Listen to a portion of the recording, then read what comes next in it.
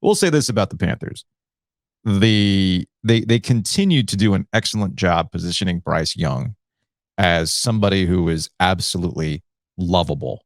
I can't think of another. I've been trying to come up with another phrase, another word that doesn't make it sound like he's cute and cuddly or whatever it is. There's big Steph Curry energy with him. Well, it's interesting you bring that up because that's what Frank Reich mentioned about Bryce Young in terms of what they expect out of him. Okay. So here is Frank Reich from yesterday's press conference after they got done with that first joint practice. And it's all about understanding roles. There's a deeper conversation about what they're doing with their wide receivers and how there's always like a new guy that's stepping up every day. Like this guy's stock is rising, this guy's stock is dropping. We want our quarterbacks to distribute the ball, be playmakers, be the Steph Curry, be the Steph Curry that, just get the ball to these guys, let them make plays for you. So there you go. That was Frank Reich on Bryce Young as Steph Curry. Actually ties back to something you said last week. And what do you expect out of Bryce Young in year one? Pocket Mahomes, like little tiny Mahomes, all that stuff that gets everybody to roll their eyes. No, that's not it. It's like, they have an offensive line, continuity on the offensive line that should protect him. Now it's the gamble on veteran wide receivers stepping up and putting Bryce Young in position to succeed. And that's what he's getting at, essentially. Our friend Darren Gant actually asked Frank Reich about that earlier in the week. Essentially, for context here, Hayden Hurst was the guy that saw most of your guy, Hayden Hurst, saw most of the action, right? And Gant asked him a question about, is he kind of like your number one? But Reich had an interesting response to that. Frank, when you guys were kind of designing what you wanted the passing game to look like, does Hayden almost become like that number one receiver since there's not that quote unquote true number one among this group? Yeah. So Darren, that's well said. And here's how. But I would even say add this to what you're saying. We really design it so that we have a different number one receiver on every play. That's not just number one in the progression, which that you would say, duh, everybody does that. But we're going to really move guys around to put them. So some guys have a special, I think everybody's got a superpower, right? We always say, hey, what's your superpower? And put guys in position to use their superpower. Maybe they can't, maybe there's one or two routes that they run better or just have a better feel or instinct for. So let's put him in position to run that, use that superpower on that route. On that play, he's our number one receiver. On this one, it's Hayden. And mix it up like that. So there you go. There's Frank Reich on how they're rotating through their wide receivers. Use your superpowers. I'm telling you, this whole entire offseason, I am a certified Panthers hater. Mm-hmm. Certified. You have been for a while. From day one, have been a certified Panthers hater. Everything they've done in this offseason, I've loved. I've loved every bit of it. Mm-hmm. I just don't see them failing this year. I see them winning this division. I see them making the playoffs. And what I see, again, is I think the problem comes down the road. And we've seen this before. And last year, they were 7-10 last year? Yeah.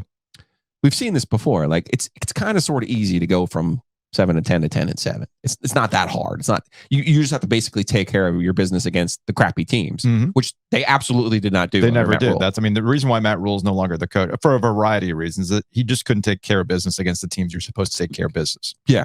So I think they can pretty easily pop to that top of that division, win the division, make the playoffs, probably lose their playoff game, and people will be like, okay, what's next? Right?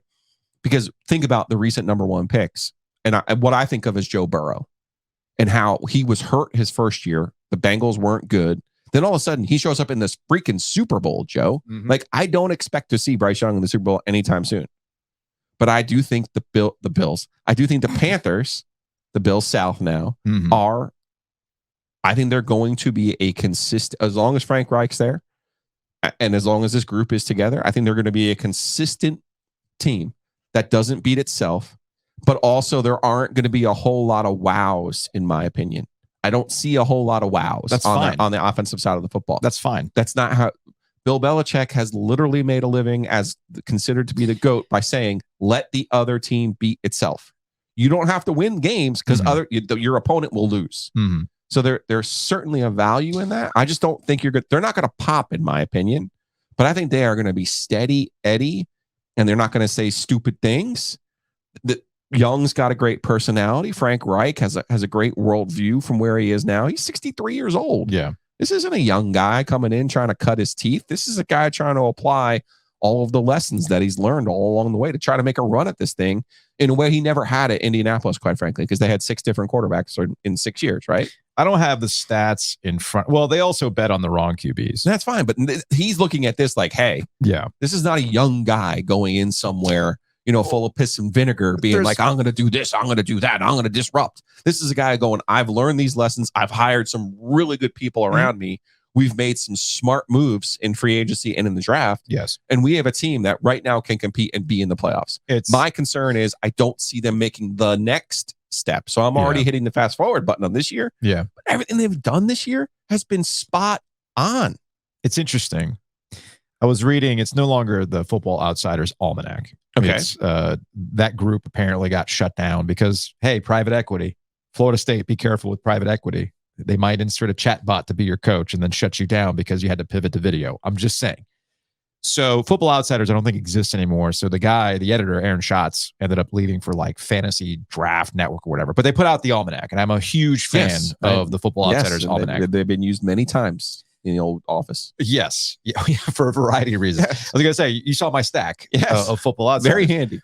So I recently purchased the PDF version of this new iteration of the Almanac, and I was reading the Panthers blurb this past week, and I almost got upset because they spent half of this blurb trying to retcon Matt Rule as a head coach. Now, the ultimate point is true, right? Because there's a couple things can be true at once with the Carolina Panthers over the last couple of years. We can point to Matt Rule's head coaching ability at the NFL being the reason why they had a losing record in close games. I forgot what the old Bill Voth record was in the Panthers under Matt Rule and what the record was under close. I don't have it in front of me. But they didn't win close games. Why didn't they? Well, because they would do boneheaded things. They didn't know how to run a 2-minute drill. They would settle for 63-yard field goals. They didn't practice it. It was like clock management was a disaster. Just a lot of like, why did you do this? Okay. But what the Almanac pointed out that I could not disagree with is that between Matt Rule and Scott Fitterer, the general manager, they made really sound decisions on some key pieces that Frank Reich gets to work with right now. Yeah. All right. Whether it's a Quanu, whether it's defensive back pairings, et cetera. Right. But they never got risky with the quarterback. Right. Where they did get risky was on taking flyers on guys that didn't pan out somewhere else. For instance, Teddy Bridgewater, Sam Darnold, Baker Mayfield. Although the Teddy Bridgewater conversation is a different conversation, in my opinion. So they bet wrong. And that's a similarity between Frank Reich and Matt Rule, though, in that they both found themselves unemployed at their franchises because they made the wrong bets on QBs. Now, some of that is in your control. Some of it is out of your control. All right.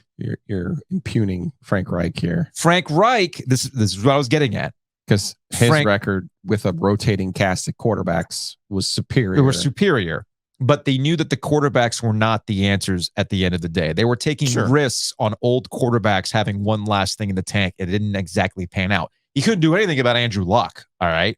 That's a Jim Irsay problem, not a Frank Reich problem. But what do we have? We have Phillip Rivers. Went 11-5 with the Phillip. With the Phillip, what they did with Matt Ryan last year? That was a disaster. Well, he was 3-5-1. He got fired after. He got fired after that. 9 games. Matt Ryan did not play that many games. He did. 9-8 was with Wentz. Okay, the year before. But that was a wrong bet on Wentz having something left in the tank still, because there was all sorts of issues here. And this is what gives me optimism. They just struggled down the stretch. They couldn't close that thing out. But this is what it ultimately gives me optimism in that they went with Bryce Young. And this is something the Almanac pointed out that I agreed with, in that Bryce is not on the same trajectory of all the quarterbacks that Frank Reich has typically worked with, the traditional passer and things like that. But what Bryce Young, and this ties it back to the receivers and being the Steph Curry, what Frank Reich ultimately wants is somebody who's going to make the right decisions. And what have we always heard about Bryce Young? High to side. Next level intelligence. Next level intelligence. And that's ultimately why I think it's going to work out in the long run, because they've got the right pieces in place. They're not sexy, but they got the right pieces in place, and they should, with that division, be able to take care of it.